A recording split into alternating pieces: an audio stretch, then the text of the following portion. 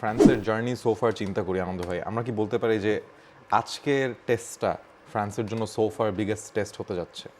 Undoubtedly the biggest test they will ever face. পারাগুয়ের সঙ্গে আপনি বুঝতে পারছিলেন যে ইটস গেটিং ভেরি ডিফিকাল্ট, কঠিন ছিল পারাগুয়ে, কিন্তু তারপরও পারাগুয়েকে তারা হারাবে আপনি জানতেন।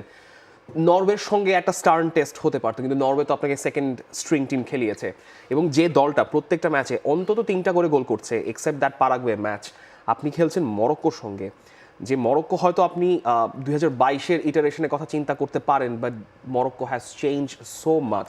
এবং দুইটা দলের খুবই একটা ইন্টারেস্টিং সিমিলারিটি আছে। যদি আপনি ফাস্ট ব্রেকে গোলের কথা চিন্তা করেন, যেটা আমরা বেসিক্যালি কাউন্টার অ্যাটাকে গোলের কথা বলি, যে আপনি higher of the pitch opposition half থেকে বল উইন করছেন and you're going to for the counter, সেক্ষেত্রে Morocco is probably number 1 and France is number 2।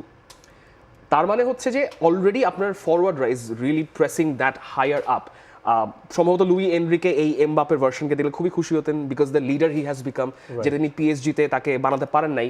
এবং সেই চ্যালেঞ্জটা আজকে সবচেয়ে বড় চ্যালেঞ্জ আকারে মরক্কোর সঙ্গে, দ্য অ্যাটলাস লায়ন্সের সঙ্গে আপনি করবেন। অ্যাটলাস লায়ন্সদের আসলে খুব একটা প্রেশার নাই, বাট প্রেশার আছে because they want to win the world cup. কিন্তু ফ্রান্সের ঘাড়ে প্রেশারটা বেশি because they have done it before and they are the real contenders. So Morocco বা অ্যাটলাস লায়ন্সকে পার করা আজকে এমবাপে দুয়ে এবং বারকোলা ওলিজের জন্য সবচেয়ে বিগেস্ট চ্যালেঞ্জ।